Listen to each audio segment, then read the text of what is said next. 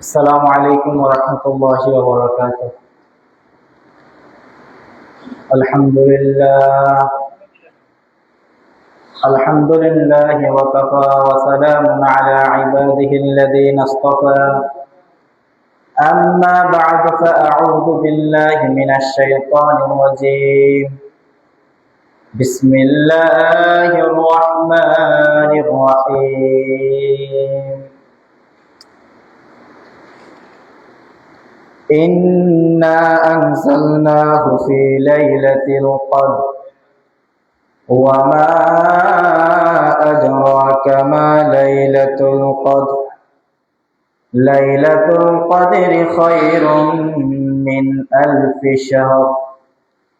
تنزل الملائكة والروح فيها. تنزل الملائكة والروح فيها بإذن ربهم من كل أمر.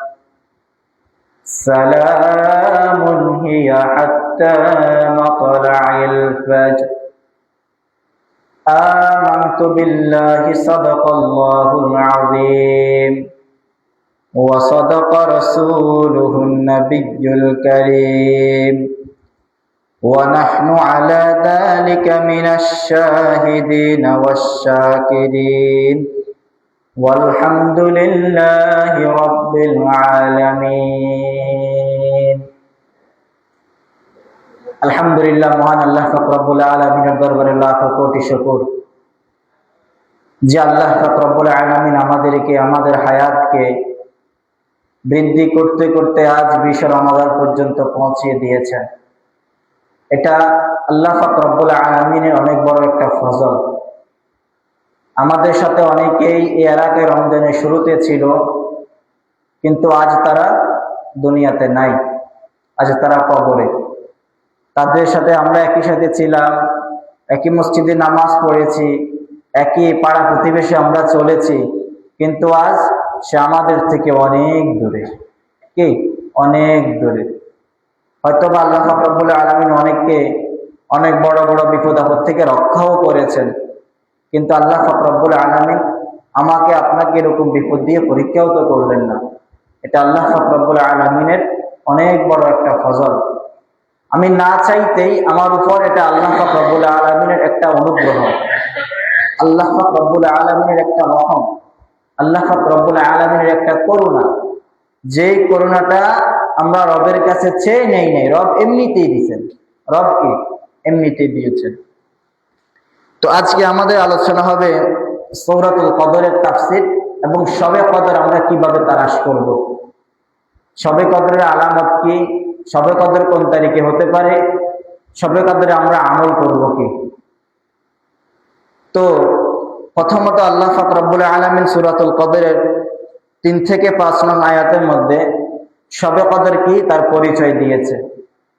সূরার শুরুতে আল্লাহ পাক রব্বুল আলামিন বলছেন, ইন্না আনজালনাহু ফি লাইলাতিল কদর।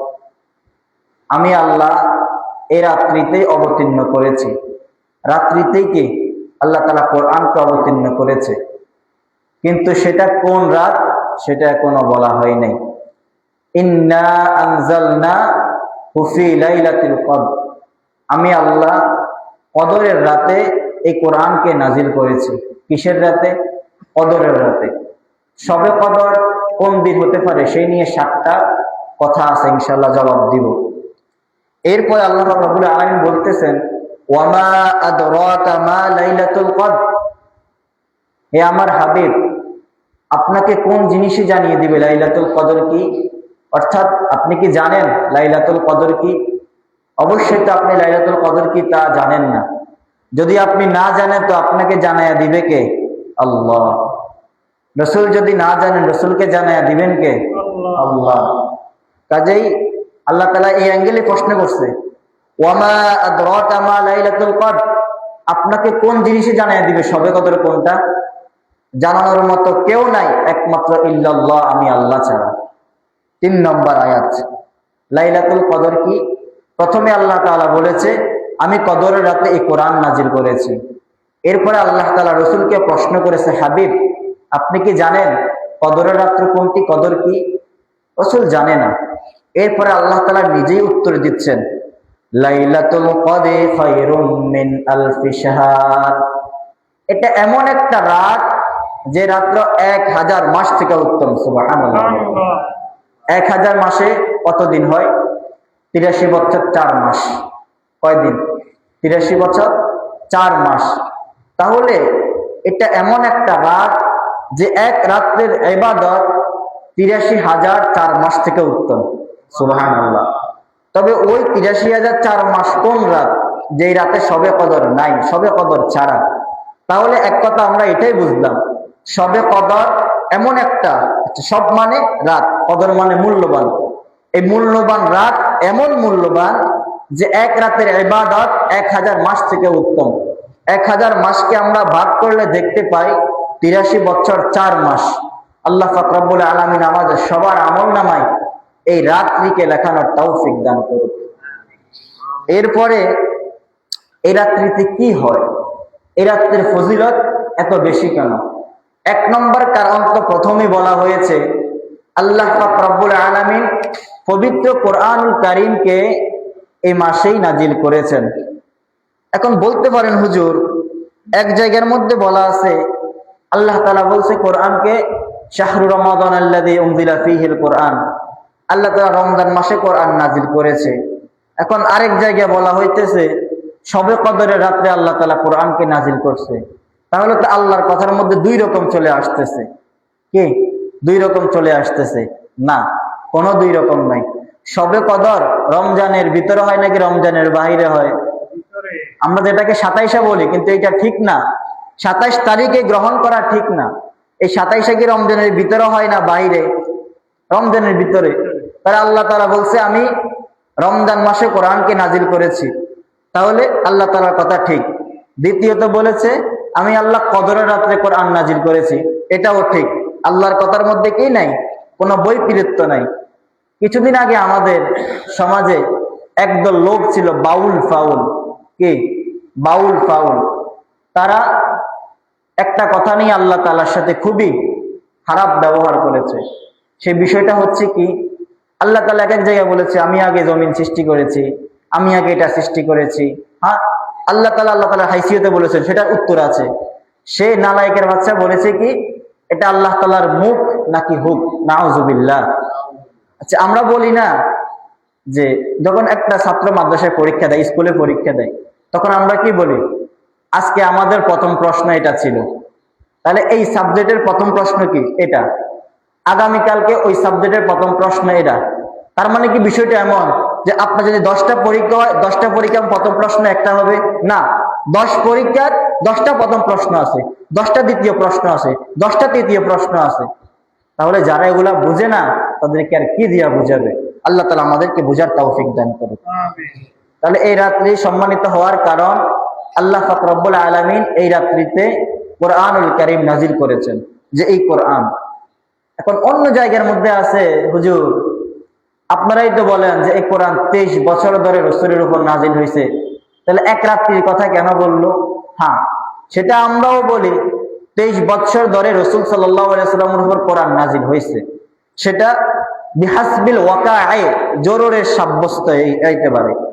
তবে এই কোরআনটা একবারে লাওহে মাহফুজ, যেখানের মধ্যে কোরআনুল কারীম সংরক্ষিত আছে, ওই জায়গা থেকে পৃথিবীর যে আসমানটা আছে, যেখান থেকে জিবরাইল আমিন কোরআনকে নিয়ে আসেন, ওই জায়গাতে একসাথে নাজিল হয়েছে।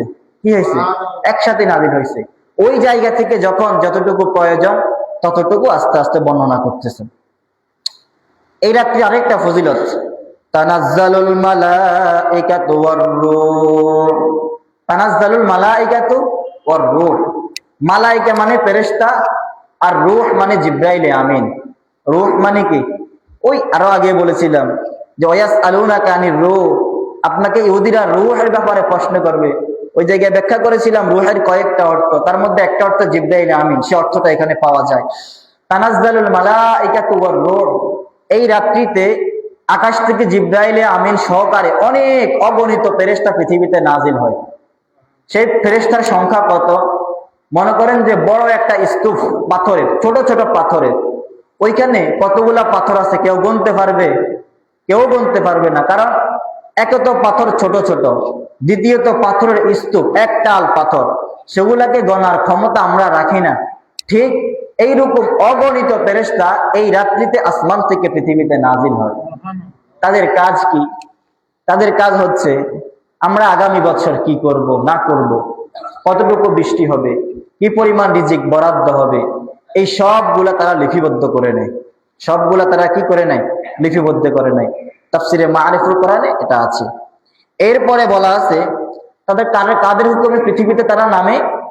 তানাজ্জালুল মালাইকাতু ওয়ার রূহ ফিহা, এই দুনিয়াতে তারা অবতরণ করে বিইذনি রাব্বিহিম মিন কুল্লি আল্লাহ তাআলার আদেশে প্রত্যেকটা বিষয় নিয়ে, বিইذনি রাব্বিহিম, তাদের প্রভুর আদেশে, মিন কুল্লি যত প্রকারের বিষয়াদি পৃথিবীতে থাকতে পারে প্রত্যেকটা প্রকারের বিষয়াদি নিয়ে ওই ফেরেশতারা পৃথিবীতে নামে। কোন রাত্রিতে? শবে কদরের রাত্রি, যেটাকে আমরা 27 বলি, ওইটাকে শুধু 27 তারিখে আমরা ধরে নিব না, আলোচনা আসতেছে। আচ্ছা, এই রাত্রিকে আল্লাহ তাআলা মোবারক করেছেন, এই রাত্রিকে আল্লাহ তাআলা নিরাপদ করেছেন। সালাম, সালাম শব্দের অর্থ কি? যেটা একেবারে নিরাপদ, যেখানে কোনো বাধ্যবাধকতা থাকে না। যেমন যারা মুত্তাকি, ওয়াসিকাল্লাযীনা তাকাউ রাব্বাহুম ইলাল জান্নাতি যুমারা, যারা আল্লাহ তাআলাকে ভয় করে তাদেরকে আল্লাহ তাআলা দলে দলে জান্নাতে নিয়ে যাবেন। কোথায় নিয়ে যাবেন? জান্নাতে নিয়ে যাবেন। ওয়াসিকাল্লাযীনা তাকাউ রাব্বাহুম ইলাল জান্নাতি যুমারা হাত্তা ইযা জাউহা ওয়া ফুতিহাত আবওয়াবুহা, জান্নাতীরা জান্নাতের দরজায় যাওয়ার সাথে সাথে দরজা খুলে যাবে। সুবহানাল্লাহ। অটো সেন্সর, কিছু দরজা শহরে বন্দরে দেখা যায় না, সেখানে আপনি যাবেন অটো দরজা খুলে যাবে, আপনার বের হবেন অটো দরজা বন্ধ হয়ে যাবে।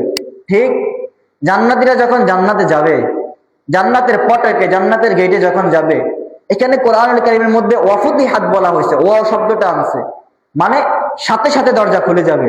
সুবহানাল্লাহ। ওয়াফুতিহাত আবওয়াবুহা ওয়া ক্বালা লাহুম খাজানাতুহা সালাম, জান্নাতের ফেরেশতারা আমাদেরকে বলবে সালাম, নিরাপদে প্রবেশ করো। কিভাবে প্রবেশ করো? নিরাপদে প্রবেশ করো।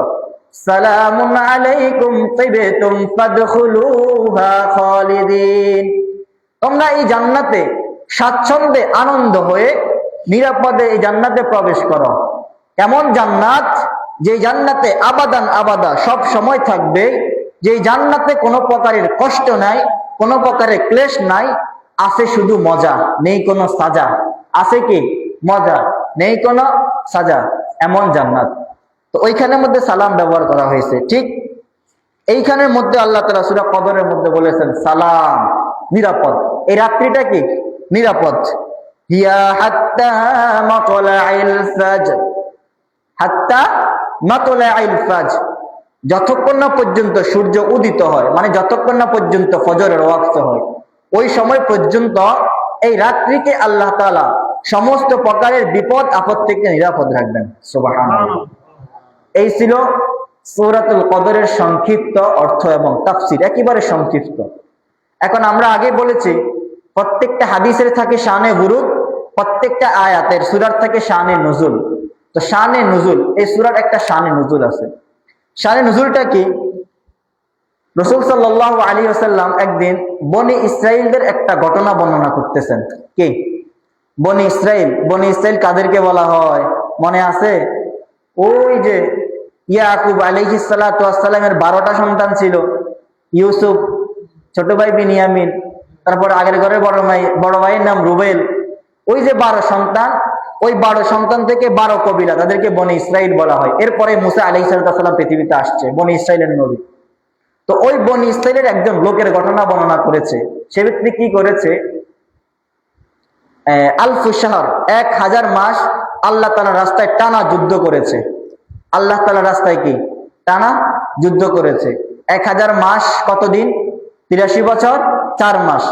তাহলে বনি ইসরাইলের একজন লোক 83 বছর 4 মাস টানা আল্লাহ তাআলার রাস্তায় জিহাদ করেছে। কি করেছে?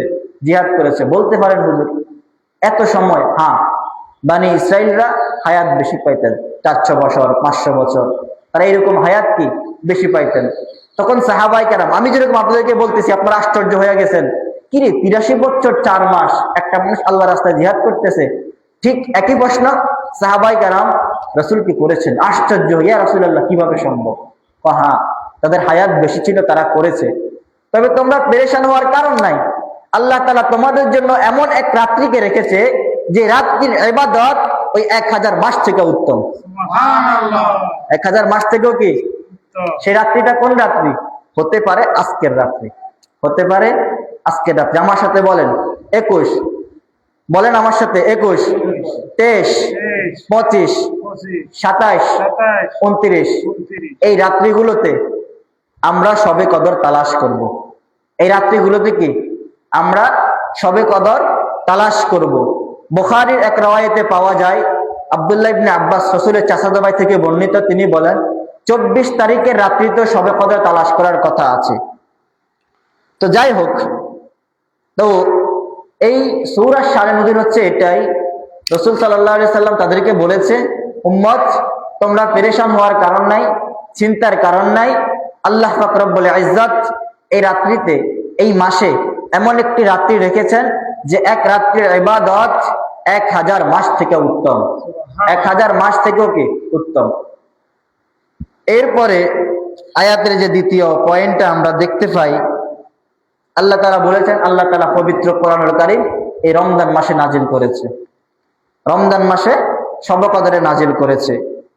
এর ব্যাখ্যা থেকে আমরা আব্দুল্লাহ ইবনে আব্বাস রাদিয়াল্লাহু আনহুমা, রাসূলের চাচাতো ভাই, যিনি রইসুল মুফাসসিরিন যাকে বলা হয়, পৃথিবীতে যত মুফাসসির আসে, যত তাফসীরকারক পৃথিবীতে এসেছে, হ্যাঁ, বর্তমানে আছে, ভবিষ্যতে আসবে, সমস্ত তাফসীরের যাকে প্রধান বলা হয়, সমস্ত মুফাসসিরের যাকে প্রধান বলা হয়, রইসুল মুফাসসিরিন আব্দুল্লাহ ইবনে আব্বাস রাদিয়াল্লাহু আনহুমা।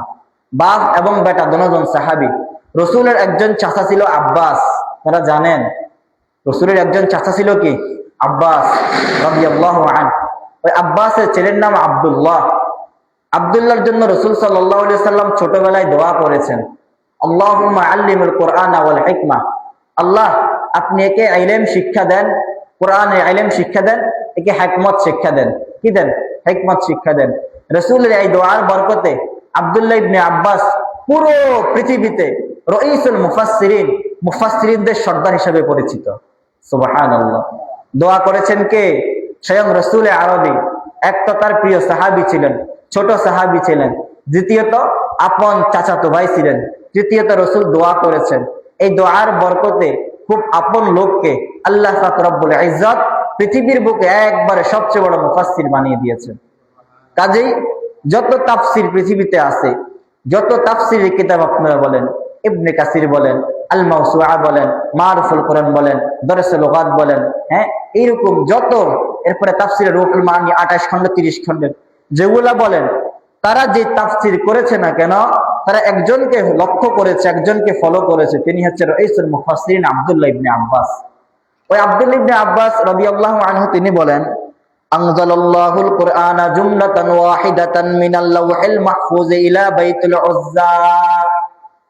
আকাশের মধ্যে একটি ঘর আছে, সেই ঘরের নাম হচ্ছে বাইতুল উজ্জা। সেই ঘরের নাম কি? বাইতুল উজ্জা। আল্লাহ পাক রব্বুল আলামিন আসমানের লাওহে মাহফুজ থেকে ওই কোরআনকে জুমলাতান ওয়াহিদাতান একেবারে নাজিল করেছেন বাইতুল উজ্জার মধ্যে। কোথায় মধ্যে? বাইতুল উজ্জা। আকাশে একটি ঘর আছে, যে ঘরের নাম বাইতুল উজ্জা। ওই ঘরে আল্লাহ পাক রব্বুল আলামিন পুরো কোরআনকে একসাথে কি করেছেন? নাজিল করেছেন। সুম্মা নাযালা মুফাসসিলান বিহাসবিল ওয়াকা'i। অতঃপর সময়ের সাথে যে সময় যতটুকু প্রয়োজন ছিল, যেমন মদিনার বাসীরা রাসূলকে ইউসুফ নবীর ব্যাপারে প্রশ্ন করছে, রাসূল উত্তর দিয়েছে। মক্কার কাফেররা রাসূলে যুলকারনাইন সম্পর্কে প্রশ্ন করেছে, রাসূল উত্তর দিয়েছে। মূসা আলাইহিস সালাতু ওয়াস সালাম এবং ওই খিজির আলাইহিস সালাতু ওয়াস সালামের ব্যাপারে প্রশ্ন করেছে, রাসূল উত্তর দিয়েছে। রূহের সম্পর্কে প্রশ্ন করেছে, রাসূল উত্তর দিয়েছে। ঠিক এইরকম সময় সময় যে সময় যে ঘটনা ঘটেছিল, ওই সময় ওই আয়াতকে, ওই সূরাকে আল্লাহ পাক রব্বুল আলামিন পৃথিবীতে কি করেছেন? নাজিল করেছেন। কত বছরে? ফি সালাসিন ওয়া ইশরিনা সানাতান আলা রাসূলিল্লাহি সাল্লাল্লাহু আলাইহি ওয়াসাল্লাম। সালাস মানে 3, 20 মানে 20, 23 বছর বয়সে, 23 বছরে আল্লাহ পাক রব্বুল আলামিন রাসূলের উপরে এই পুরো কোরআনকে নাজিল করেছেন। তাহলে আমরা জানি রাসূল কত বছর হায়াত পেয়েছেন? 63 বছর। কত বছর? 63 বছর। 40 বছরের আগে রাসূল নবুয়ত পান নাই, ওহী পান নাই। 40 বছর বয়সে রাসূলের কাছে ওহী এসেছে। তাহলে আর থাকে কত বছর? 23 বছর। 63 থেকে 40 গেলে বাকি থাকে কত? 23। এই 23 বছর রাসূলের নবুয়তের জিন্দেগি। 13 বছর রাসূল মক্কায় ছিলেন, 10 বছর মদিনায় ছিলেন। 13 আর 10 23, 23 আর 40 63 বছর। রাসূল সাল্লাল্লাহু আলাইহি ওয়াসাল্লামের হায়াতটা এই 3 ভাগে। রাসূলের হায়াতটা কি 3 ভাগে। 40 বছর মক্কায় ছিলেন, তখন পর্যন্ত রাসূলের কাছে নবুয়ত আসে নাই, এইরকম কোরআনের বাণী আসে নাই। হ্যাঁ, 41 বছর থেকে শুরু 63 বছর, এই 23 বছরে রাসূলের কাছে নবুয়ত এসেছে, পুরো কোরআন নাজিল হয়েছে। 13 বছর রাসূল মক্কায় ছিলেন, 10 বছর রাসূল মদিনায় ছিলেন। 10 বছর কোথায় ছিলেন? মদিনায় ছিলেন। আবার রাসূলের এই 13 বছরের মক্কার 13 বছরের জীবনীকে আমরা 4 ভাগে ভাগ করতে পারি, সেটা অন্যদিন ইনশাআল্লাহ। তো বলা হয়েছে যে আল্লাহ পাক রব্বুল আলামিন আনজালাল্লাহু তাআলা আল কোরআনা জুমলাতান ওয়াহিদাতান মিনাল লাওহিল মাহফুজি ইলা বাইতুল উজ্জা। আল্লাহ পাক রব্বুল আলামিন লাওহে মাহফুজ থেকে একসাথে কদরের রাত্রিতে বাইতুল উজ্জা নামক ঘরে কোরআনকে অবতীর্ণ করেছেন। কোরআনকে কি করেছেন? অবতীর্ণ করেছেন। এরপরে যখন যাহা কিছু দরকার তদানুযায়ী আস্তে আস্তে 23 বছরে পুরো কোরআনকে, কোরআনের মধ্যে 6600 নাকি 200, 6265 আয়াত, 600 আয়াতটা ভুল, 6265 আয়াত আল্লাহ তাআলা এই 23 বছরে নাজিল করেছেন। 114টি সূরা আল্লাহ তাআলা নাজিল করেছেন যখন যাহা কিছু দরকার ছিল। তৃতীয় নম্বর কথা, এই শবে কদর 1000 মাস থেকে উত্তম। 1000 মাস থেকে উত্তম, এটা আমরা কোরআন থেকে দৃষ্টান্ত পাইলাম। এর দৃষ্টান্ত আমরা হাদিস থেকেও পাই। 2টা হাদিস। একটা হাদিস আছে, রিবাতাতু, যে ব্যক্তি সীমানা পাহারা দেয়। সীমানা কি দেয়? মুসলিম রাষ্ট্রের সীমানা যে ব্যক্তি পাহারা দেয়, তার জন্য শরীয়ত অনেক বড় সওয়াবের ফয়সালা করেছে। 1 বছর ইবাদত করলে যে সওয়াব, ওই সওয়াব আল্লাহ পাক রব্বুল আলামিন তার আমলনামায় দিয়ে দেন। তার আমলনামায় কি দেন? দিয়ে দেন। তাহলে বোঝা গেল একদিনের ইবাদতে আল্লাহ তাআলা ইবাদতের সওয়াব বাড়িয়ে দেন। বাড়িয়ে কি দেন? এটা মুসলিম শরীফের হাদিস। এরপর আরেকটা হাদিস আমরা জানতে পাই, কোন ব্যক্তি যদি শুক্রবার, কি বারে? শুক্রবারে গোসল করে, সুগন্ধি লাগিয়ে, উত্তম পোশাক পরিধান করে মসজিদে আগে আগে চলে আসে, মসজিদে আগে আগে আসার পর কোনো অনর্থক কথা বলে নাই, একবারে সামনাসামনি ইমাম সাহেব কি ওয়াজ করে সেটা শুনে এবং খুতবাকে মনোযোগ সহকারে শুনে, আল্লাহ পাক রব্বুল আলামিন তার আমলনামায় 1 বৎসর ইবাদতের সওয়াব লিখে দিবেন। তাহলে আমরা দেখতে পেলাম হাদিস থেকে যে একদিনের ইবাদত সেটা অনেক দিন হওয়ার কি রাখে? ক্ষমতা রাখে। কাজেই আল্লাহ যে কোরআনুল কারীমের মধ্যে বলেছেন খায়রুম মিন আলফি শাহর, এই রাত এমন একটি রাত যে রাতের ইবাদত 83,000 4 মাস থেকে উত্তম, সেটা আমরা হাদিস থেকেও পেলাম, কোরআন থেকেও পেলাম। এরপরে এটা তো ছিল লাইলাতুল কদরের 1 নম্বর ফজিলত। 1 নম্বর কি ফজিলত? 83 বছর 4 মাসের সমতুল্য। এরপরে দ্বিতীয় ফজিলত, রাসূল সাল্লাল্লাহু আলাইহি ওয়াসাল্লামের হাদিস। রাসূল সাল্লাল্লাহু আলাইহি ওয়াসাল্লাম তিনি বলেন, বুখারী শরীফের 35 নম্বর হাদিস, মাইয়াকুমু লাইলাতুল কদর ঈমানান ওয়া ইহতিসাবান গুফিরা লাহু মা তাকদ্দামা মিন যামবি। যে ব্যক্তি লাইলাতুল কদরে ঈমান অবস্থায়, মাইয়াকুমু লাইলাতুল কদর ঈমানান ওয়া ইহতিসাবা, রাসূল আরবি বলেন, যেই ব্যক্তি লাইলাতুল কদরের দিন ঈমানের সাথে ওয়া ইহতিসাবান সওয়াব পাওয়ার আশায় মাইয়াকুমু লাইলাতুল কদর, লাইলাতুল কদরের মধ্যে দাঁড়ায়া যায়, ইবাদত করে, কি করে? ইবাদত করে, গুফিরা লাহু মা তাকদ্দামা মিন যামবি, আল্লাহ পাক বলেন, রাসূল বলেন, আল্লাহ তাআলা ওই বান্দার পূর্বের সমস্ত গুনাহকে ক্ষমা করে দেন। তাহলে বুখারী শরীফ থেকে হাদিসটা আমরা জানলাম। বুখারীর 35 নম্বর হাদিসে রাসূল আরবি বলেন, মাইয়াকুমু লাইলাতুল কদর ঈমানান ওয়া ইহতিসাবা, গুফিরা লাহু মা তাকদ্দামা মিন যামবি, আমার যে উম্মত, আল্লাহর যে বান্দা লাইলাতুল কদরের দিন আল্লাহ তাআলার সান্নিধ্য অর্জন করার জন্য ইবাদতে দাঁড়িয়ে যায়, নামাজ পড়ে, তাসবিহ আদায় করে, জিকির করে, তেলাওয়াত করে, রাসূল বলেন আল্লাহ পাক রব্বুল আলামিন ওই বান্দার গুফিরা লাহু মা তাকদ্দামা মিন যামবি, পূর্বের সমস্ত গুনাহকে আল্লাহ তাআলা ক্ষমা করে দিবেন। শবে কদর তালাশ করার যেটা সর্ব উত্তম মাধ্যম সেটা হচ্ছে ইতিকাফে বসা। কি বসা? যে ব্যক্তি ইতিকাফে বসে সেই ব্যক্তি এই শবে কদরের সওয়াব অবশ্যই পাবে। কি? শবে কদরের সওয়াব অবশ্যই পাবে। যে 24টা ঘন্টা মসজিদের মধ্যে আমলের নিয়তে ইতিকাফে আছে, তো সে তো রাত্রিতে মসজিদেই থাকবে নাকি বাড়িতে থাকবে? মসজিদেই থাকবে। তো শবে কদর যেহেতু রাত্রিতে হয়, আল্লাহ পাক রব্বুল আলামিন তার আমল নামে সওয়াবটা লিখে দিবেন। তার আমল নামে সওয়াবটাকে লিখে দিবেন।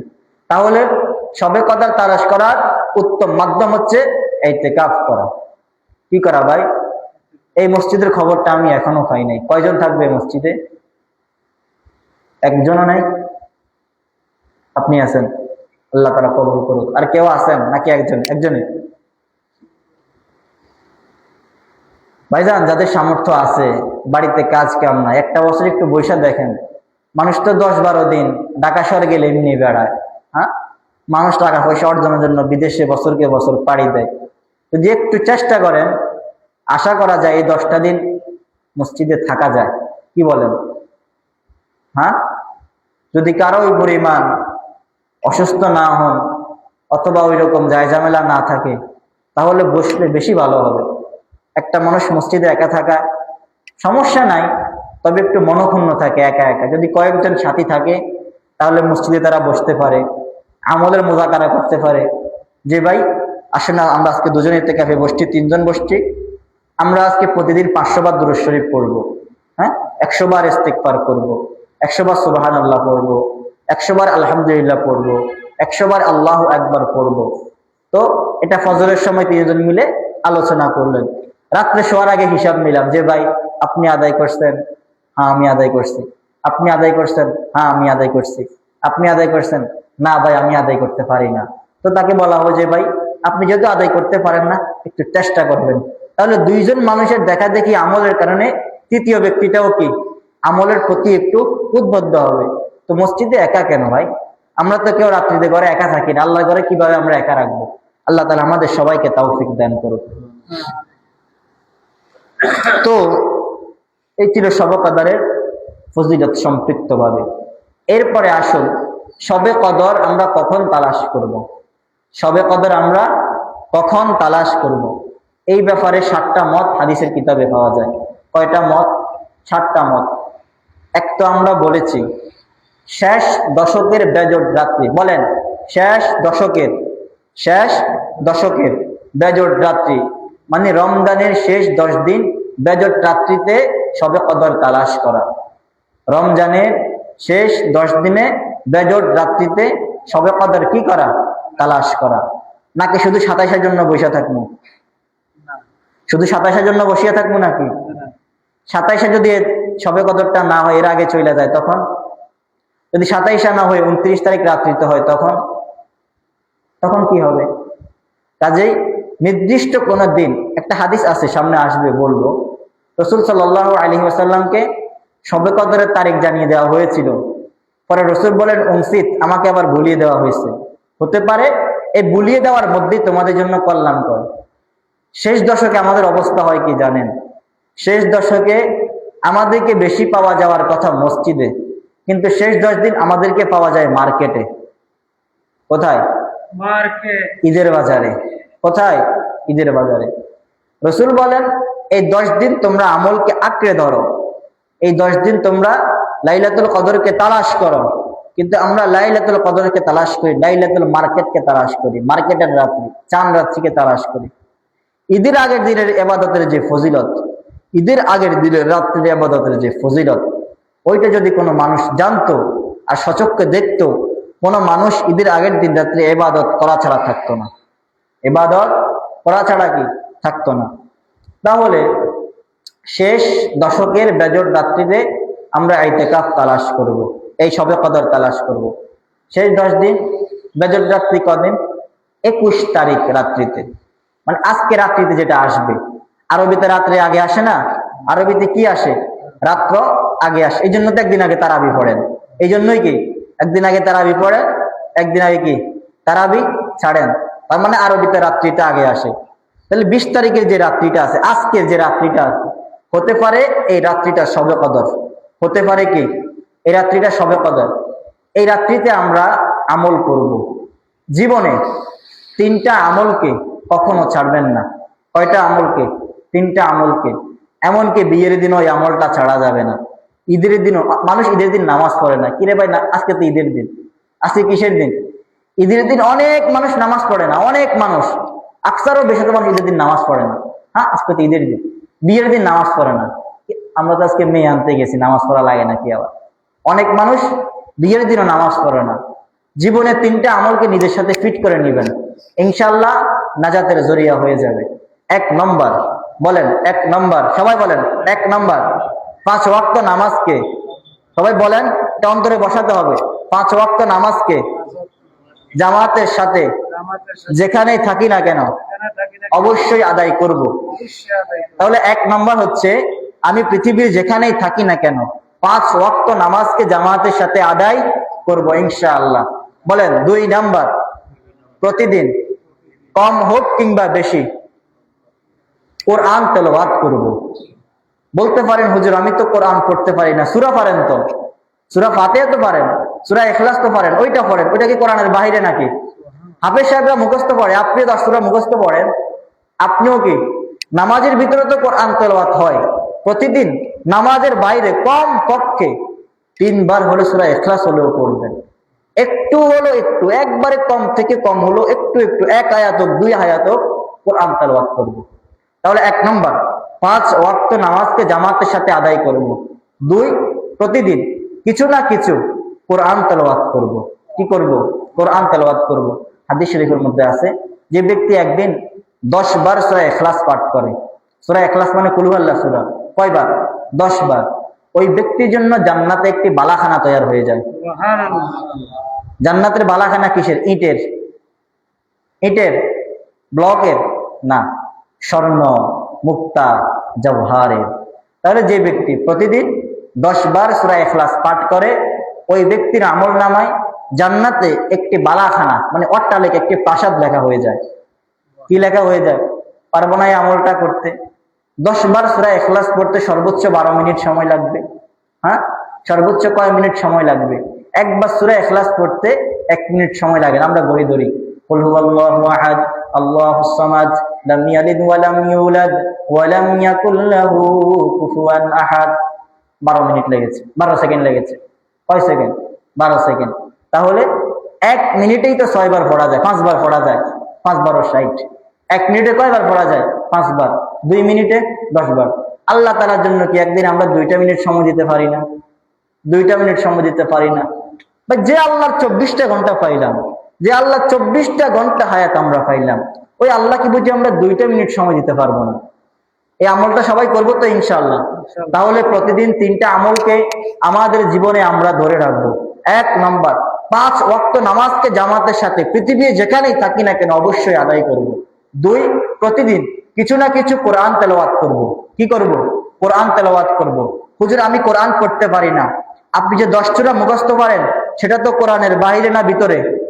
10 সূরা কোরআনের বাইরে না ভিতরে? হাফেজ সাহেবরা নামাজের মধ্যে মুখস্থ পড়ে না, তো আপনি ওই 10 সূরার জন্য হাফেজ হয়ে যান। হাফেজ সাহেবরা কিয়ামতের ময়দানে 1 আয়াত পড়বে, ইকরা ওয়ারতাকি ওয়ারাত্তিলিল কোরআন। তুমি 1 আয়াত পড়ো, 1 তলায় উঠে যাও, 1 আয়াত পড়ো, 1 আয়াত উঠে যাও। আমি যদি 10 সূরা মুখস্থ পারি, এই 10 সূরাতে যতগুলো আয়াত আছে আমিও আল্লাহ তাআলার কাছে কিয়ামতের দিন এগুলো পড়বো, 1 তলায় উঠে যাব, 1 তলায় কি উঠে যাব। তাহলে আমরা সূরাগুলোকে শুদ্ধ করতে হবে, সূরাগুলোকে কি করতে হবে? শুদ্ধ করতে হবে। তাহলে প্রতিদিন কিছু না কিছু হলো কোরআন তেলাওয়াত করব। 3 নাম্বার, কিছু না কিছু হলেও দান করব। কি করব? দান করব। হোক আমার সেটা 2 টাকা, হোক আমার 1 টাকা, আমি প্রতিদিন দান করব। প্রতিদিন আমি কি করব? দান করব। যতটুকু মানুষ টাকা দান করতে শরম পায়, দান করতে কি পায়? শরম পায়। আমি 2 টাকা দিই, মা আমি 2 টাকা দেন। যদি আপনার সামর্থ্য 2 টাকা থাকে আপনি 10 টাকা দিবেন কেন? 2 টাকাই দেন। যদি আপনার সামর্থ্য 100 টাকা থাকে আপনি 10 টাকা দিবেন কেন? 100 টাকাই দেন। সামর্থ্য অনুযায়ী আল্লাহ তাআলা রাস্তায় সব সময় দান করব। তাহলে জীবনে 3টা আমলকে আমরা আমাদের জীবনের সাথে জুড়ে নিব।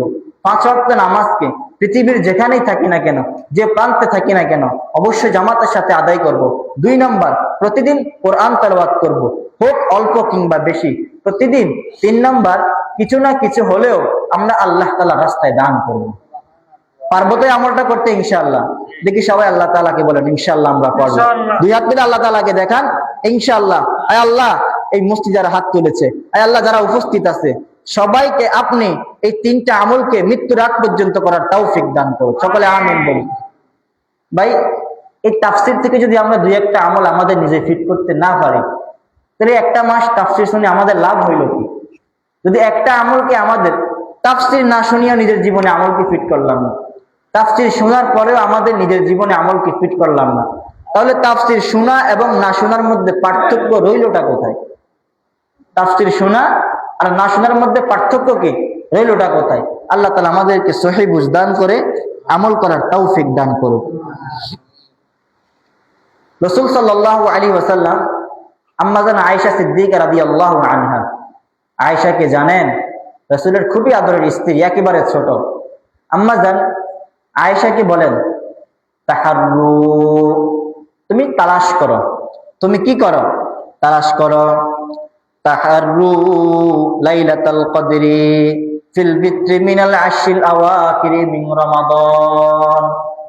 রমজানের শেষ দশকের বেজোড় রাত্রিতে তোমরা লাইলাতুল কদরকে তালাশ করো। বুখারীর হাদিস। রাসূল সাল্লাল্লাহু আলাইহি সাল্লাম বলেছেন আম্মা জান আয়েশাকে, তাহাররু লাইলাতুল কদরি, হে আয়েশা তোমরা লাইলাতুল কদরকে তালাশ করো। কোন সময়? রমজানের শেষ 10 দিনের বেজোড় রাত্রিতে তোমরা লাইলাতুল কদরকে তালাশ করো। কেন কেন? লাইলাতুল কদরি খায়রুম মিন আলফি শাহর। এই মাসের ইবাদত, এই একদিনের ইবাদত 1000 মাস থেকে উত্তম। আম্মা জান আয়েশা রাসূলকে বলেন, ইয়া রাসূলুল্লাহ সাল্লাল্লাহু আলাইহি ওয়াসাল্লাম, আমরা যদি লাইলাতুল কদর পেয়েও যাই আমরা সে সময় কি আমল করব? একটা কথা, লাইলাতুল কদরে আমরা কি আমল করব? একটা দোয়া আমরা বেশি বেশি পড়বো। আমার সাথে পড়তে পারবেন তো? আল্লাহুম্মা, সকলে পড়ি, আল্লাহুম্মা ইন্নাকা আফুউন কারীম, আল্লাহুম্মা ইন্নাকা আফুউন কারীম, আল্লাহুম্মা ইন্নাকা আফুউন কারীম, তুহিব্বুল আফওয়া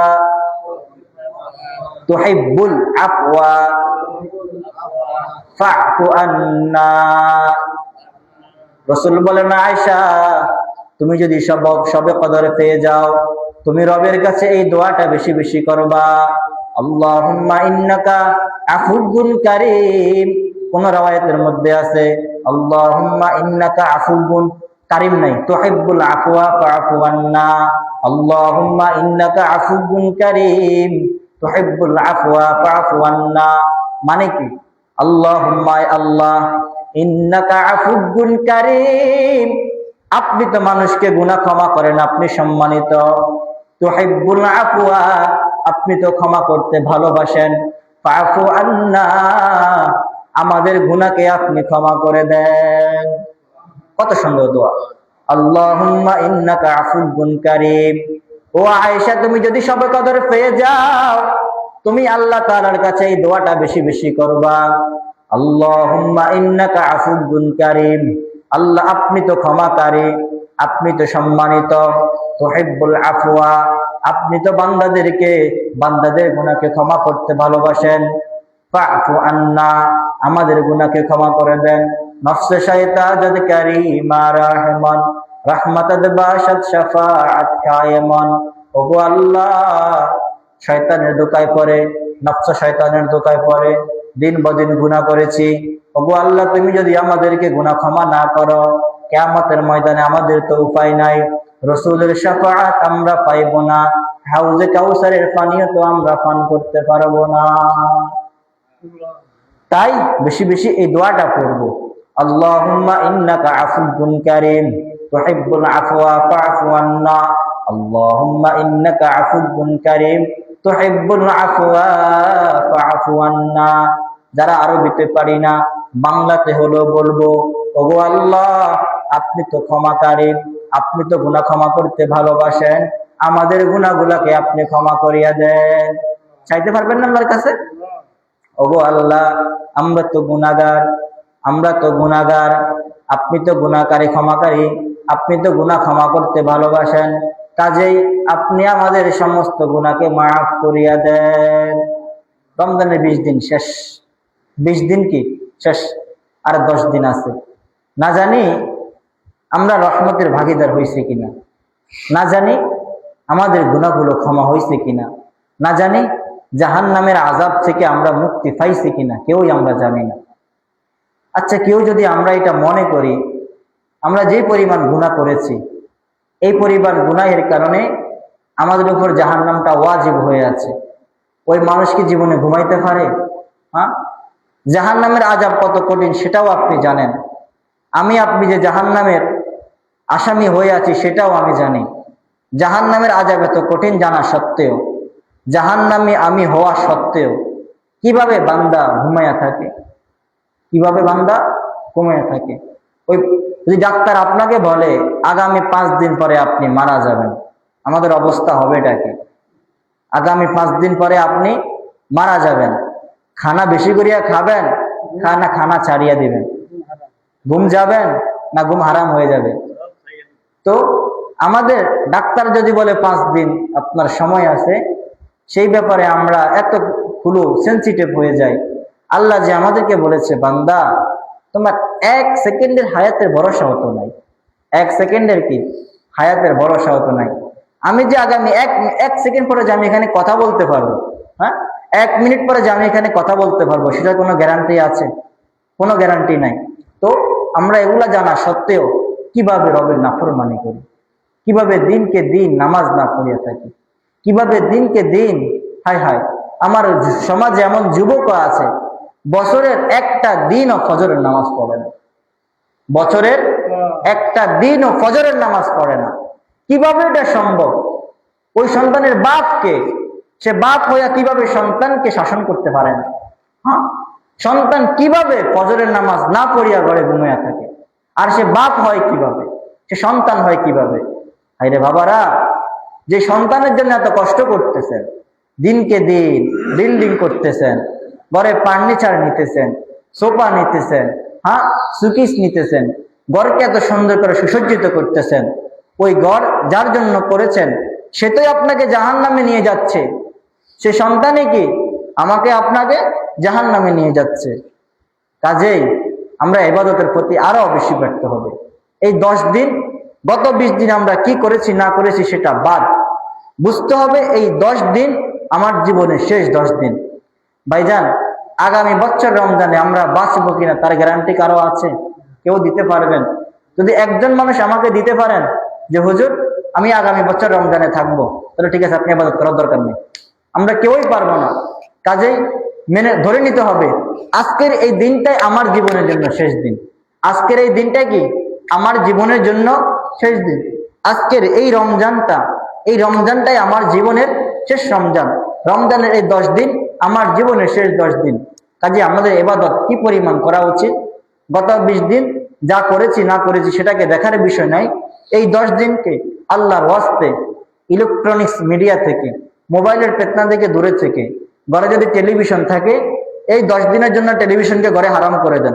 বলতে পারেন হুজুর আমি তো ঘরে ইসলামিক জলসাগুলো দেখি, তেলাওয়াত দেখি, তেলাওয়াতের ফাঁকে ফাঁকে তো শয়তান আসে কিনা? তেলাওয়াতের ফাঁকে ফাঁকে আমি বলতেছি না টেলিভিশনে আপনি এইরকম কোরআন তেলাওয়াত শোনা হারাম। রাত দিন বাজতে হে ঘর মে রেডিও টেলিভিশন, रात दिन घर में बजते हैं रेडियो टेलीविजन, इस वजह से घर में अपना खैर बरकत भी नहीं, इस वजह से घर में अपना खैर बरकत भी नहीं। রাত দিন আমার ঘরে টেলিভিশন বাজে, হুজুর আমার ঘরে তো টিভি নাই, টিভি থেকে বড় আছে মোবাইল। রাত দিন বাজতে হে ঘর মে রেডিও টেলিভিশন। রাত দিন আমার ঘরে মোবাইলের নর্তকি চলে, আমার ঘরে টেলিভিশন চলে। इस वजह से घर में अपना खैर बरकत भी नहीं। এই কারণে আমাদের ঘরের মধ্যে বরকত নাই। আগে রুজি করলে এক সপ্তাহ রুজি দিয়া 10 দিন চলতে পারতেন, এখন এক সপ্তাহ রুজি দিয়া 5 দিনও চলা যায় নাই। বরকত দৌড়াইতেছে, বরকত কি দৌড়াইতেছে। হ্যাঁ, কাজেই এই 10 দিনের জন্য নিজের ঘরকে একটু নিয়ন্ত্রণ করুন, কারণ আপনার ঘরের ব্যাপারে কিয়ামতের ময়দানে আপনাকে প্রশ্ন করা হবে। আপনার ঘরের ব্যাপারে আমাকে প্রশ্ন করা হবে না, আমার ঘরের ব্যাপারে আপনাকে প্রশ্ন করা হবে না। আপনার জবাবদিহিতা আপনি দিবেন, আমার জবাবদিহিতা আমি দিতে হবে। কাজেই এই 10 দিন একটু নিজেকে কন্ট্রোলে রাখুন, পরিবারকে কন্ট্রোলে রাখুন, একটু মোবাইলের ব্যবহার কমিয়ে দিন। একদিন যদি মোবাইল ব্যবহার করে থাকেন 5 ঘন্টা, দয়া করে এই রমজানের শেষ দশকে একটু মোবাইল চালানোটা বন্ধ করে দেন। প্রয়োজন ছাড়া না চালানো উচিত। আমি বলি না যে হুজুর মোবাইল চালানো হারাম, না, মোবাইল চালানো জায়েজ আছে যদি আপনি মোবাইলের মাধ্যমে গুনাহের কাজ না করেন। আর যদি আপনি মোবাইলের মাধ্যমে গুনাহের কাজ করেন, তাহলে মোবাইলটাই আপনাকে জাহান্নামে নিয়ে যাওয়ার জন্য যথেষ্ট, আর কিচ্ছু লাগবে না। একটা মোবাইলে মানুষকে জাহান্নামে নিয়ে যাওয়ার জন্য যথেষ্ট। আল্লাহ পাক রব্বুল আলামিন আমাদের সবাইকে হেফাজত করুক। তো শবে কদর তালাশ 1 নাম্বার, শেষ দশকে তালাশ করব। কোন দিন তালাশ করব সেটা বলা হয় নাই, কোন দিন তালাশ করব সেটা কি বলা হয়নি। আর যারা এতে কাপে বসবেন, আজকে সূর্য ডোবার আগে আগে, অর্থাৎ আজকের ইফতারটা মসজিদেই করতে হবে। আজকের ইফতারটা কি মসজিদেই করতে হবে, এই জিনিসটা মনে রাখবেন। আপনার সাই সামান যা কিছু আছে, এই 10 দিন থাকার জন্য যতটুকু জামা কাপড় প্রয়োজন থাকার জন্য, বিশেষ করে এতটুকু পরিমাণ ইয়েটা হওয়া উচিত, বিছানাটা এতটুকু মোটা। কেন? আল্লাহ না করুক যদি মসজিদে কোনো স্বপ্ন দোষ হয়ে যায়, তা আপনি মসজিদের ওই কর্নার থেকে ওই কর্নারে যাবেন যে অবস্থায় আপনি না পাক, যে অবস্থায় আপনি কি না পাক, বা আপনি এরকম পাতলা একটা বিছানার চাদর বিছায় মসজিদে ঘুমায় আছেন, যদি আপনার কোনো সমস্যা ঘুমের ভিতর হয়ে যায় তখন। এই জন্য মুফতিয়ানে কারাম ফতোয়া দিয়েছেন মোটামুটি যাতে এতটুকু মোটা হয়, একটু মোটা হয়, একটু কি হয় মোটা হয়, এই পরিমাণ বিছানার ভিতর মসজিদে ব্যবহার করা উচিত। দেখেন না তাবলিগে কিছু বেডিং পাওয়া যায়, কালো কালো কিছু বেডিং তাবলিগে পাওয়া যায়, এতটুকু মোটা, ওগুলো হলে তো বেশি ভালো। তাহলে আমরা এগুলো একটু খেয়াল করব। তাহলে 1 নম্বর, শবে কদর তালাশ করব আমরা রমজানের শেষ 10 দিনে। রমজানের কি শেষ 10 দিনে। তাহলে আমি যে বলেছিলাম শবে কদর তালাশ করতে বলছেন 20 তারিখ রাত, অর্থাৎ 21 তারিখের রাত্রে, 23 তারিখের রাত্রে, 25 তারিখের রাত্রে, 27 তারিখের রাত্রে, 29 তারিখের রাত্রে, এক রাওয়ায়াতের মধ্যে আছে 24 তারিখের রাত্রি। তো তাহলে এই 10 দিনের ভিতরে দিনগুলো আছে কিনা? 10 দিনের ভিতরে দিনগুলো আছে নাকি নাই? আছে। তারপরও পৃথক পৃথক ভাবে হাদিসের মধ্যে আছে। 2 নম্বর, আমরা 23 তারিখের রাত্রিতে শবে কদর তালাশ করব। হাদিসের কিতাব আবু দাউদ, আবু দাউদ কিতাবে 1371 নম্বর হাদিস, রাসূলের চাচাতো ভাই আব্দুল্লাহ ইবনে আব্বাস রাদিয়াল্লাহু আনহুমার বর্ণনা। তিনি বলেন, আলতামিসুহা ফি আশরিল আওয়াখির মিন রমাদান ফি তাসিয়াতিন তাবকা। রমজানের 9 দিন বাকি থাকতে তোমরা শবে কদর তালাশ করো। কি বলেছে রাসূল? রমজানের 9 দিন বাকি থাকতে শবে কদর তালাশ করো। 30 থেকে, আচ্ছা যদি 30 থেকে 9 যায় আর থাকে কত? 21। 30 থেকে 9 গেলে থাকে কত? 21। তাহলে 21 তারিখে শবে কদর তালাশ করার কথা হাদিসে কি আছে। 27 তারিখের কথা একটু গুরুত্ব আছে ঠিক, তবে 21, হ্যাঁ, শবে কদরটা কিন্তু প্রত্যেক বছর পরিবর্তন হয়, সেটা জানেন কিনা আমি জানি না। প্রত্যেক বছর যে 27 তারিখে শবে কদর হয়, এই কথাটা সম্পূর্ণ ভুল। শবে কদরের তারিখটা পরিবর্তন হয়, কোন বছর হয়তো 21-এ, কোন বছর 23-এ, কোন বছর 25-এ, কোন বছর 27-এ, কোন বছর 24-এ, কোন বছর 29-এ। এটা কি হয়? পরিবর্তনশীল। পরিবর্তনশীল। শুধুমাত্র এই কথাটা কেন বলছে? যাতে বান্দা শেষ 10 দিন একদিনেই ইবাদত করবে আর বাকি দিনগুলো ছেড়ে দিবে, এরকম না হয়। যাতে এই শবে কদর পাওয়ার জন্য উম্মত বাকি 20 দিন তুমি ইবাদত করতে পারো নাই, অত্যন্ত শবে কদরকে পাওয়ার জন্য এই 10 দিন ইবাদত করো। তো আমি যে বদদুয়া করেছি রমজান পায়া গুনাহ ক্ষমা করাইতে পারলা না, হতে পারে তুমি এই বদদুয়া থেকে বেঁচে যাইবা। সুবহানাল্লাহ। রাসূল উম্মতের জন্য কি পরিমাণ দয়া ছিল, কি পরিমাণ দয়া ছিল। আল্লাহ তাআলা রাসূলকে জানাইছে কিন্তু আবার ভুলাইয়া দিছে, কারণ এটার মধ্যে আমাদের কি আছে? কল্যাণ আছে। তাহলে রাসূল বলেছে রমজানের 9 দিন বাকি থাকতে তোমরা শবে কদর তালাশ করো। আবু দাউদ শরীফের 1371 নম্বর হাদিস। 3 নম্বর, 23 তারিখের রাত্রে আমরা শবে কদর তালাশ করব। মুসলিম শরীফের 3665 হাদিস, 3665 3665 নম্বর হাদিসে রাসূলের সাহাবী আব্দুল্লাহ ইবনে উনাইস রাদিয়াল্লাহু আনহু তিনি বলেন, উরিতু লাইলাতুল কদরি সুম্মা উনসিতুহা। রাসূল বলেন, আমাকে লাইলাতুল কদর সম্পর্কে জানানো হয়েছিল, দেখানো হয়েছিল, পরে আমি সেটাকে ভুলে দেওয়া হয়েছে। শবে কদরের রাত্রিটা কিন্তু একটু ঠান্ডা ঠান্ডা হবে। একটু কি হবে? এটা 2টা আলামত বলে দিতেছি। শবে কদর যেদিন হবে ওই রাত্রিটা একটু ঠান্ডা ঠান্ডা হবে, অন্য দিনের তুলনায় একটু কি হবে? ঠান্ডা ঠান্ডা হবে। 1।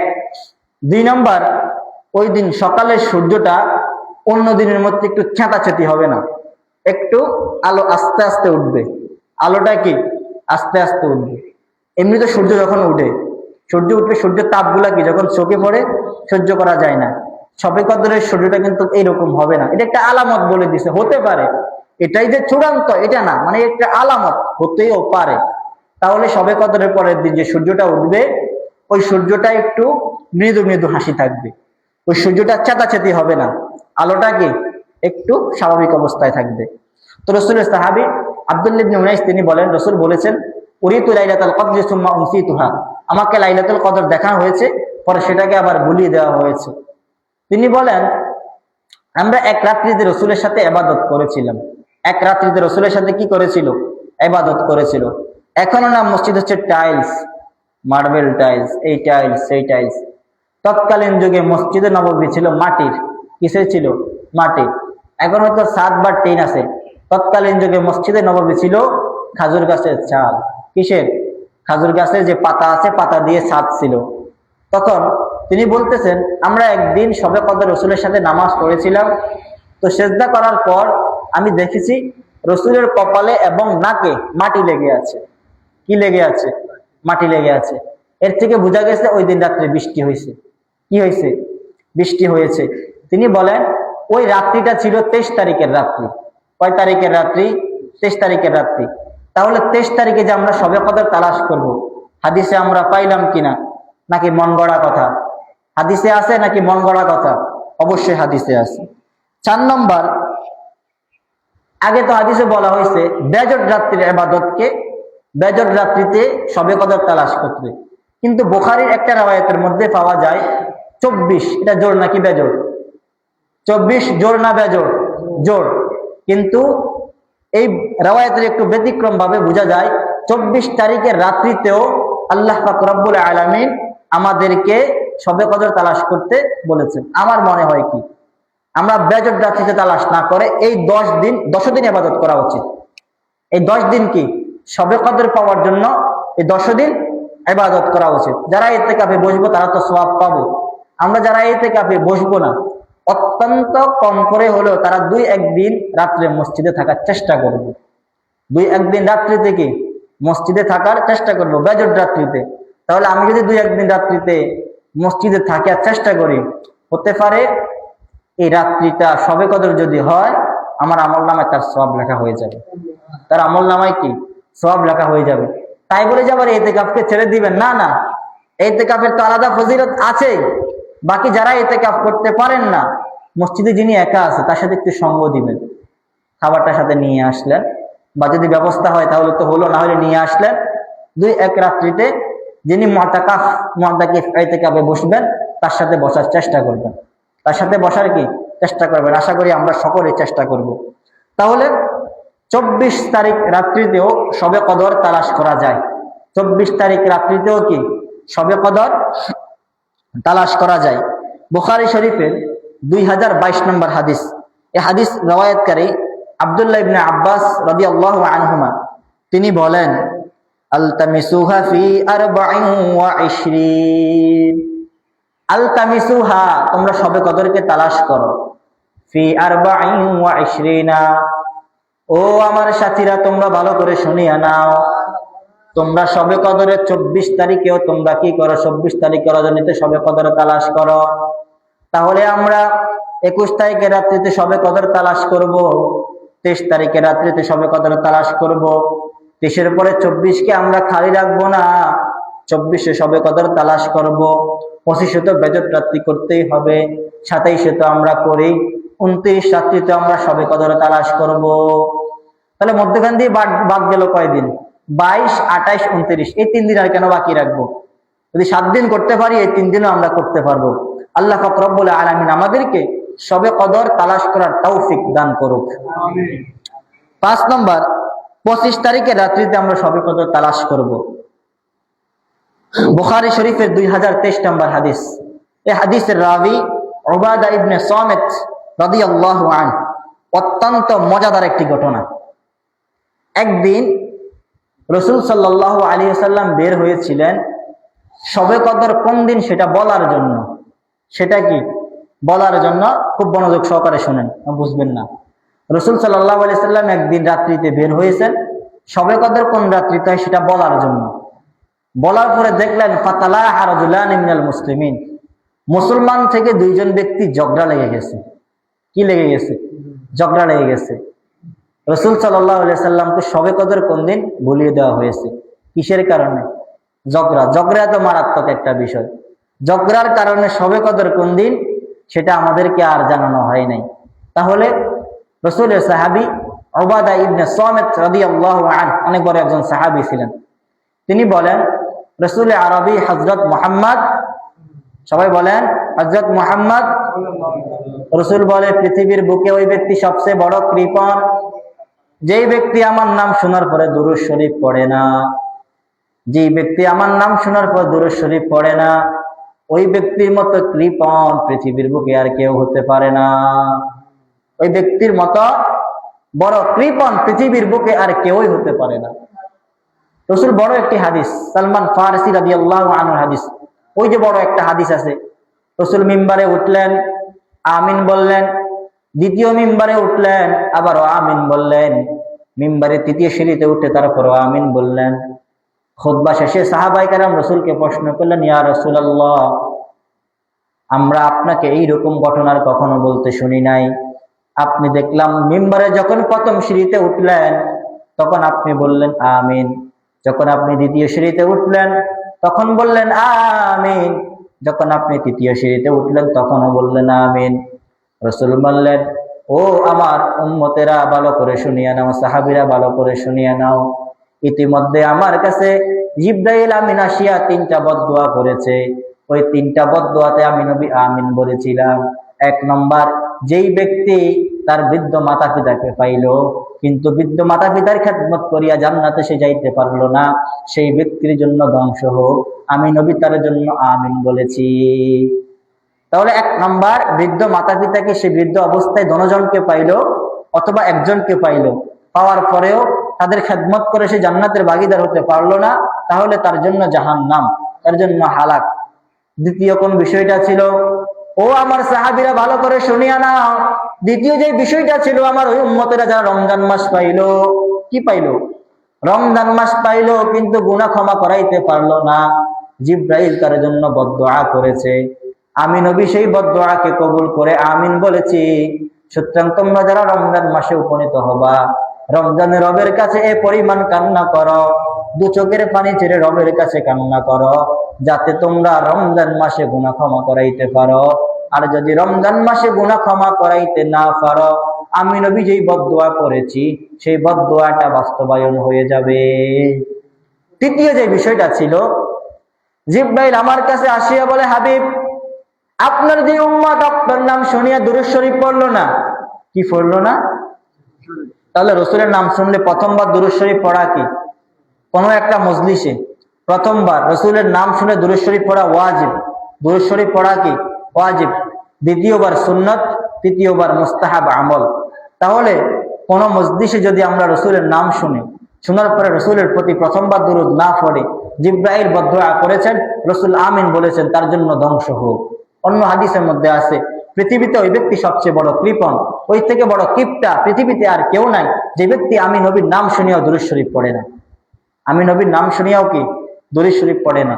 আফসোস, আমরা প্রতিদিন আমার স্ত্রীর কথা 5 বার ভাবি, 10 বার ভাবি, 20 বার ভাবি, প্রেমিকার কথা 20 বার ভাবি, 30 বার ভাবি, কথা বলি, ফোনে কথা বলি। আমার হাবিবকে তো আমি ভালোবাসি বটে, মুখে স্বীকার করি, জবানে কিন্তু রসুলের নাম একবার উচ্চারণ করি না। আফসোস, কি আফসোস। যত বেশি রসুলের দুরূদ পড়া যায়, যত বেশি রসুলের দুরূদ পড়া যায়, অন্তরে আইশক মোহাব্বত। একদিন বলেছিলাম রসুলের দুরূদ কিভাবে পড়বেন। অতল গভীর সমুদ্রের মধ্যে একটা জাহাজ যাইতেছে, ওই জাহাজে ডুবে যাওয়ার সময় মানুষ যেইভাবে খালিস দিলে আল্লাহকে ডাকতে পারে, এর থেকেও বেশি মহাব্বত নিয়ে রসুলকে ডাকতে হবে। এর থেকেও বেশি মহাব্বত নিয়ে রাসূলুল্লাহ সাল্লাল্লাহু আলাইহি ওয়াসাল্লামের প্রতি দুরূদ পড়তে হবে। দুরূদ পড়ার ফজিলত কত বেশি। যে ব্যক্তি দুরূদ শরীফ পড়ে, 3টা ফজিলত।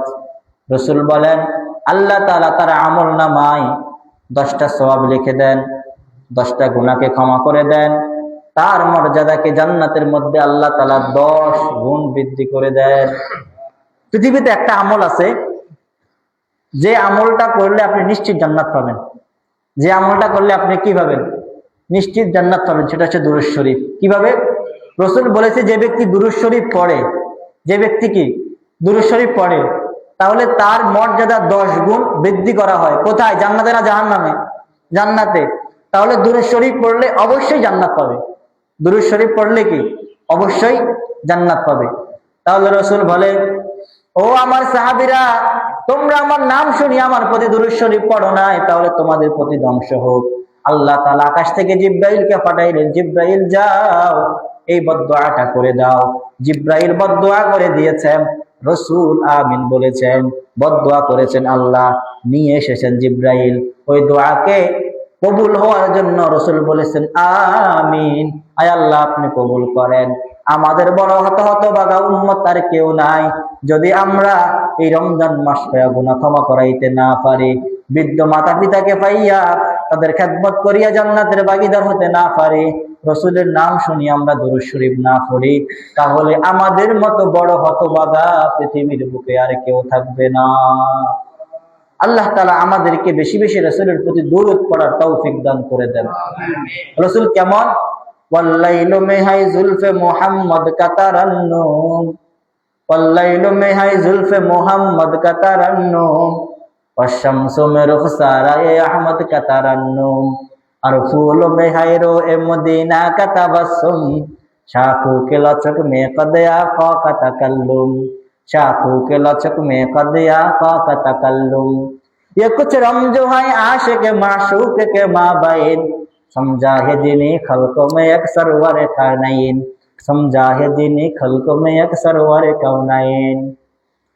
यासीन से मौला ने कभी उसको पुकारा, यासीन से मौला, यासीन से मौला ने कभी उसको पुकारा, हामीम को भी और को भी तहसीन इशारा, हामीम को भी और को भी तहसीन इशारा। কেমন নবী? ওয়াল্লাইলু মে হাই জুলফে মুহাম্মদ কা তারান্নুম, রাসূলের যে বাবরি চুল ছিল, ওই বাবরি চুলের কালো জুলফিগুলো রাতের অন্ধকারে ঢোল খাচ্ছে। ওয়াশ-শামসু মে রুখসারায়ে আহমদ কা তারান্নুম, দিনের বেলায় রাসূলের চেহারার মধ্যে সূর্যের সে তারকাবাজি দেখা যাচ্ছে। সূর্য কি? সূর্য থেকে কঠিন গুণ, নূরের অধিকার ছিলেন আমার রাসূল। আমার রাসূলের চেহারা এত নূর ছিল, রাসূলের চেহারা এত নূর ছিল, সূর্যের হাসিটা আমার রাসূলের চেহারার মধ্যে দেখা যাইতো। ওয়াল্লাইলু মে হাই জুলফে মুহাম্মদ কা তারান্নুম, ওয়াশ-শামসু মে রুখসারায়ে আহমদ কা তারান্নুম, আর ফুল মে হাই রো এ মদিনা কা তাবাসসুম, শাখু কে লচক মে কদ আফা কা তাকাল্লুম। প্রত্যেকটা ফুলের মধ্যে আমার রাসূলের মুস্কি হাসি পাওয়া যায়। মানুষ যখন ফুলকে দেখে একটু নাকে নেয়, যখন মানুষ গোলাপ ফুলকে হাতে নেয় একটু গ্রান নেয়, কি নেয়? গ্রান নেয়। আর ফুল মে হাই রো এ মদিনা কা তাবাসসুম, মদিনার মুস্কি হাসিটা প্রত্যেক ফুলের মধ্যে আছে। আর ফুল মে হায়রো এ মদিনা কা তাবাসসুম, চাখো কে লাচক মে কদ আকা কা তাকাল্লুম। আমরা যে গাছের ডাল দেখতেছি, এই গাছের ডালের মধ্যে আমরা রাসূলের কথাকে দেখতে পাই। এই জন্যই তো কবি বলেন, সজরুবু হজর রঙ্গ বুও হায়, জিদওয়ার দেখে তাগো ইধর তু হি তু হায়। আমরা তো বাইরের দিকে তাকাইলে গাছ দেখি, পাথর দেখি, পাহাড় দেখি, সমুদ্র দেখি, কিন্তু যারা আল্লাহ ওয়ালা তারা গাছের দিকে তাকাইলেও আমার আল্লাহকে দেখতে পায়, পাথরের দিকে তাকাইলেও আমার আল্লাহকে দেখতে পায়, সমুদ্রের দিকে তাকাইলেও আমার আল্লাহকে দেখতে পায়। জিদহরে দেখে তা হোক ইধর তু হি তু হায়, তারা যে দিকে দেখে সেদিকে আল্লাহকে পাওয়া যায়। তারা কি আল্লাহকে দেখে। পরে বলতেছে, ये कुछ रमजो है आशिक माशूक के माबैन, ये कुछ रमजो है आशिक माशूक के माबैन, समझा है जिन्हीं खलकों में अक्सर वारे काउनाइन। আমরা হচ্ছে আশিক, রাসূলের প্রেমিক, রাসূল হচ্ছে মাশুক, রাসূল আমাদের প্রেম, আমরা সবাই রাসূলকে ভালোবাসি। यासीनों से मौला ने कभी उसको पुकारा, यासीनों से मौला ने कभी उसको पुकारा, हामिमों को भी वर कभी तो सीनो इशारा। আল্লাহ তাআলা ইয়াসিন যে কোরআনুল কারীমের মধ্যে ডাকতেছেন, আসলে ইয়াসিন তো আমরা পড়ি, ইয়াসিনের মাধ্যমে আমার নবীকে ডাকতেছেন। আমার নবীর এক নাম ছিল ইয়াসিন। আমার নবীর আরবি 29টা হরফকে যদি আপনি টান দেন, আলিফকে টান দিলে আমার নবী আহমদ, আপনি যদি বা কে টান দেন আমার নবী বাশির, আমার নবী সুসংবাদদাতা, আপনি যদি তা কে টান দেন আমার নবী তাকি, সবচেয়ে বড় মুত্তাকি, আপনি যদি সা কে টান দেন আমার নবী সাকিব, আপনি যদি জিম কে টান দেন আমার নবী জামিল, আপনি যদি হা কে টান দেন আমার নবী হামিদ, আপনি যদি খ কে টান দেন আমার নবী খাতামুন নবিয়্যিন, এইরকম ভাবে যদি দাল কে টান দেন আমার নবী দাঈ ছিলেন, আপনি র কে টান দিলে আমার নবী রহমান ছিলেন, আমার নবী রহিম ছিলেন, মুমিনদের বেলায় আমার নবী রহিম ছিলেন। এইরকম ভাবে প্রত্যেকটা হরফকে যদি আপনি টান দেন আমার নবীর প্রত্যেকটা গুণ আছে। ঠিক আল্লাহ তাআলা বলেন, ইয়াসিন বলি আমি কখন আমার নবীকে ডাকছি, হামিন বলি আমি আমার নবীকে ডাকি, তসিন মিম বলি আমি আমার নবীকে ডাকি।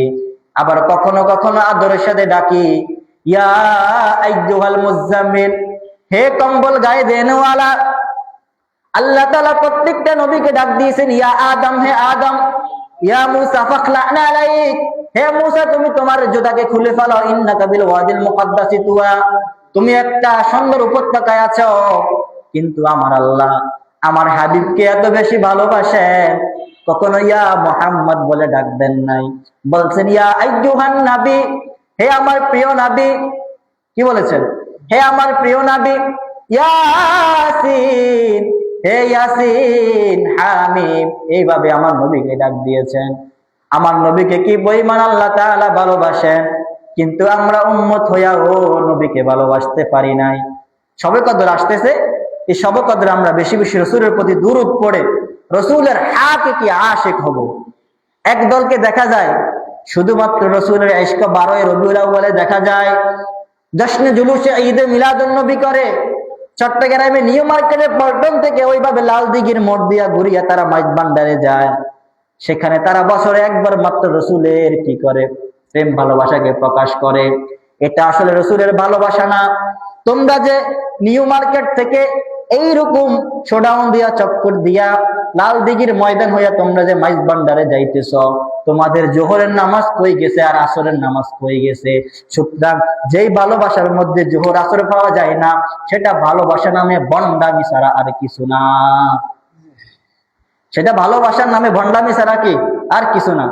এজন্য চিটিঙ্গা ভাষা একটা কবিতা বলা হয়, রাসূলুল্লাহর মানাকে আমনা করিস, আজমিদের আদব তোরা না দরিস, আমার তাজিম তিও নহে দিলেতে, আমারে পাইবায়া আমার সুন্নতে মিলাদেতে, যদি রাসূল হাজির হয় পয়লা হতে তিওয়া উনকে উচিত নয়, মিলাদের বানাইয়া সে হিলার গীত, গীত শুনিতে নবী কি রে উপস্থিত। একজন আলেম ছিলেন আল্লামা আজিজুল হক রাহিমাহুল্লাহ। হাটাজারি মাদ্রাসায় একটা মোনাজারা হয়েছিল বেদায়াতের সাথে, কওমি আলেম ওলামাদের সাথে। তখন তিনি এই কবিতাটা বলেছিলেন। আমাদের হুজুর বলছে, আমরা এটা মুখস্থ করে নিছি। তাহলে যাই হোক, 24 তারিখের রাত্রিতে শবে কদর তালাশ করা হবে, 25 তারিখের রাত্রিতে শবে কদর তালাশ করা হবে। রসুলের সাহাবী উবাদা ইবনে সামিত তিনি বলেন, রসুল একদিন বের হয়েছেন শবে কদর কোন দিন আমাদেরকে বলে দেওয়ার জন্য, কিন্তু বের হওয়ার পরে দেখতেছেন দুইজন মুসলমান ঝগড়া লেগে গেছেন। এই কারণে আল্লাহ তাআলা আমাদের কাছ থেকে শবে কদরকে দূরে করে নিয়েছেন। রসুল আমাদেরকে আর শবে কদর বলতে পারেন নাই। সেই রাত্রিটা ছিল 25 তারিখের রাত্রি। হতে পারে এই রাত্রিকে আল্লাহ তাআলা না জানানোর মধ্যে আমাদের মধ্যে খাইরিয়ত রেখেছেন। আমাদের মধ্যে কি রেখেছেন? খাইরিয়ত রেখেছেন। কিভাবে? উম্মত, আমি যদি তোমাদেরকে বলে দিতাম 25 তারিখ রাত্রিতেই শবে কদর, তাহলে তোমরা বাকি 4 দিন আর পরের 3 দিন ইবাদত করতে না। আমি নবী যদি তোমাদেরকে বলে দিতাম 27 তারিখ রাত্রিতে ইবাদত, তাহলে আগের 4 দিন পরের 3 দিন তোমরা ইবাদত করতে না। আমি যদি তোমাদেরকে বলে দিতাম 21 তারিখে রাত্রে আসলে শবে কদর, প্রথম দিন ইবাদত করতা, বাকি 9 দিন তোমরা ইবাদত করতে না। আমি নবী যদি তোমাদেরকে বলে দিতাম 29 তারিখ রাত্রিতে শবে কদর, তাহলে বাকি 7, 8, 9 দিন তোমরা ইবাদত করতে না, যাতে তোমরা শেষ 10 দিন ইবাদত করতে পারো। এই জন্য আমি নবী তোমাদেরকে সেটা জানাই নাই। হতে পারে আল্লাহ তাআলা আমাকে ভুলাইয়া তোমাদের জন্য সেখানে কল্যাণ রেখেছেন। তাহলে 25 তারিখ রাত্রিতে আমরা শবে কদর তালাশ করব। এক কথা বলা গেলে বেজর রাত্রিতে আমরা শবে কদর তালাশ করব। তবে 25 তারিখ রাত্রিতে শবে কদর কেন তালাশ করব? হাদিসে তার আলাদা গুরুত্ব আছে। এরপরে আসুন 27 তারিখ এবং 29 তারিখ, 27 তারিখ এবং 29 তারিখ রাত্রিতে আমরা শবে কদর তালাশ করব। 6 নম্বর, বুখারী শরীফের 2829 নম্বর হাদিস, 2729 নম্বর হাদিস। এই হাদিস রাবি সাইয়্যিদনা আবু হুরায়রা রাদিয়াল্লাহু আনহু তিনি বলেন, ক্বালা ফি লাইলাতিল কদরি ইন্নাহা লাইলাতু সাবিয়াতিন আও তাসিয়াতিন ওয়া 20। নিশ্চয় লাইলাতুল কদরটা হচ্ছে 27 এবং 29 এর রাত্রিতে। কত তারিখের রাত্রিতে? 27 এবং 29 এর রাত্রিতে। তাহলে শবে কদর শুধু কি 27? বলেন, শুধু কি 27? না, শবে কদর প্রত্যেক বেজর রাত্রিতে। আজকে রাত্রি থেকে ইবাদত আমরা শুরু করব। আজকে রাত্রিকে কমাস কম আমরা ইবাদতের মধ্যে কাটিয়ে দেব। কোরআন তেলাওয়াত, তাসবিহ, তাহলিল, তাহমিদ, তাসবিহ পড়ব, তাহমিদ করব, লা ইলাহা ইল্লাল্লাহ, রবের প্রশংসা করব, আল্লাহ তাআলা জাত ও সিফাত নিয়ে চিন্তা ভাবনা করব। ঠিক আছে তো ভাই? ইনশাআল্লাহ আল্লাহ তাআলা আমাদেরকে তৌফিক দান করুন। 7 নম্বর, 27 এর দিনে শবে কদর তালাশ করার আলাদা একটু গুরুত্ব পাওয়া যায়। তাই বলে এই না যে 27 তারিখের রাত্রিতে শবে কদর, 27 যে শবে কদর বিষয়টা এরকম না। রাসূলের সাহাবী উবাই ইবনে কাব রাদিয়াল্লাহু আনহু তিনি বলেন, ওয়াল্লাহি ইন্নী লা আ'লামুহা ওয়া আকসারু আলা হিয়াল লাইলাতুল্লাতী আমারানা। আমি অবশ্যই জানি লাইলাতুল কদর কোনটি। তিনি বলেন লাইলাতুল কদর হচ্ছে 27 তারিখের রাত্রি। কি? 27 তারিখের রাত্রি। তাহলে 27 তারিখের রাত্রি যে শবে কদর, সেটাও আমরা হাদিস থেকে পাইলাম। এরপরে রাসূলের সাহাবী আবু হুরায়রা তিনি বলেন, একদিন সাহাবায়ে কেরাম রাসূলের সামনে এরকম বসিয়া তাযাকারানা লাইলাতুল কদরি ইনদা রাসূলিল্লাহ সাল্লাল্লাহু আলাইহি ওয়াসাল্লাম, রাসূলের সামনে বসিয়া শবে কদর সংক্রান্ত আলোচনা করতেছেন। শবে কদর কোন দিন? তখন রাসূল বলছেন শবে কদর হচ্ছে হুয়া মিসলু শাক্কি জাফানাতিন। যেই দিন তোমরা দেখবা ওই আকাশের চন্দ্রটা একবারে গোল প্লেটের মতো হয়ে গেছে, বুঝবা ওই দিন শবে কদর। তাহলে শবে কদর গোল প্লেটের মতো 4টাতে হয়ে যায়। সেটাকে শুধু 27 তারিখে হয় নাকি আগে পরে হয় সেটা বলা যায় না। এই হাদিসের একজন মুহাদ্দিস তিনি বলেছেন সেই রাত্রিটা ছিল 25 তারিখের রাত্রি অথবা 27 তারিখের রাত্রি। অর্থাৎ এক কথা বোঝা যায়, যেই ব্যক্তি শবে কদরকে পেতে চায় সে যেন চাঁদের দিকে লক্ষ্য করে, যেই দিন চাঁদকে পরিপূর্ণ একটা শাক্কা জাফানাতিন প্লেটের মতো পাইবে, তাহলে ওই দিন হচ্ছে শবে কদর। তবে ওইটা আমরা আমাদের চোখ দিয়ে দেখতে পারবো না। আমরা তো 14 তারিখ পর থেকে প্রতিদিন চাঁদকে একবারে গোল দেখি। রাসূল বলেন তোমরা তাহাজ্জু লাইলাতুল কদরি ফি আশরি আওয়াখির রমাদানা, তোমরা রমজানের শেষ 10 দিন শবে কদরকে তোমরা তালাশ করো। তাহলে আমরা কয়দিন? রমজানের শেষ 10 দিনে শবে কদর তালাশ করব। রমজানের শেষ 10 দিনে, কয় দিনে? বিশেষ করে বেজর রাত্রিকে একটু গুরুত্ব দিব, 24 তারিখের রাত্রিকে গুরুত্ব দিব এবং আমরা রাসূল সাল্লাল্লাহু আলাইহি সাল্লামের কথা মতো রমজানের বেজর রাত্রিতে শবে কদর তালাশ করব তো করব, বাকি 10 দিন আল্লাহ তাআলা রাস্তায় ইবাদতে কাটিয়ে দিব। আল্লাহ তাআলা আমাদের তৌফিক দান করুক। আম্মা আয়েশা সিদ্দিকা রাদিয়াল্লাহু আনহা তিরমিজি শরীফের 3512 নম্বর হাদিসে বলেন, ইয়া রাসূলুল্লাহ, আমি যদি লাইলাতুল কদর পেয়ে যাই তাহলে আমি কি করব? ওই দোয়াটাই তোমরা পড়বা, আল্লাহুম্মা ইন্নাকা আফুউন তুহিব্বুল আফওয়া ফাআফু আন্না, অথবা আল্লাহুম্মা ইন্নাকা আফুউন কারীম তুহিব্বুল আফওয়া ফাআফু আন্না। যে দোয়ার বাংলা অর্থ হচ্ছে, ওগো আল্লাহ, আমরা গুনাহগারী, তুমি ক্ষমাকারী, তুমি ক্ষমা করতে ভালোবাসো, সুতরাং তুমি আমাদের গুনাহগুলোকে ক্ষমা করে দাও, তুমি আমাদের গুনাহগুলোকে ক্ষমা করে দাও। তাহলে গতকালকে আলোচনা হয়েছিল ইতিকাফের ফজিলত, ইতিকাফের মাসাইল নিয়ে। আজকে আলোচনা হয়েছিল লাইলাতুল কদরের ফজিলত এবং লাইলাতুল কদর আমরা কিভাবে পেতে পারি এবং লাইলাতুল কদরের আলামত কি, সেই সংক্রান্ত বিষয় নিয়ে। আল্লাহ পাক রব্বুল আলামিন আমাদেরকে ইতিকাফে বসার তৌফিক দান করুক। যারা ইতিকাফে বসবে তাদের জন্য দোয়া করা, এবং যারা ইতিকাফে বসবে তারাও আমাদের জন্য দোয়া করার তৌফিক দান করুক, এবং রাসূল সাল্লাল্লাহু আলাইহি সাল্লামের নির্দেশনা মতো শবে কদর তালাশ করার তৌফিক আমাদের সবাইকে দান করুক। এই 83 বছর 4 মাসের ইবাদত যাতে আমরা আমাদের জীবনে ফিট করতে পারি, সেই তৌফিক আল্লাহ তাআলা আমাদেরকে দান করুক। এই 10 দিন মার্কেটে গিয়ে সময়কে নষ্ট না করে, চায়ের দোকানে বসে আড্ডা না দিয়ে, সময়কে অপচয় না করে, গল্প গুজব না করে আমরা আল্লাহ তাআলা রাস্তায় সময় কাটানোকে আল্লাহ তাআলা তৌফিক দান করুক। এই 10 দিন মিডিয়ার সেই টিভি সিনেমা থেকে আল্লাহ তাআলা আমাদেরকে দূরে রাখুক। আল্লাহ তাআলা আমাদের দোয়াগুলোকে কবুল করুক। সুবহানাল্লাহি ওয়া বিহামদিহি, সুবহানাকাল্লাহুম্মা ওয়া বিহামদিকা, আস্তাগফিরুকা ওয়া আতুবু ইলাইক।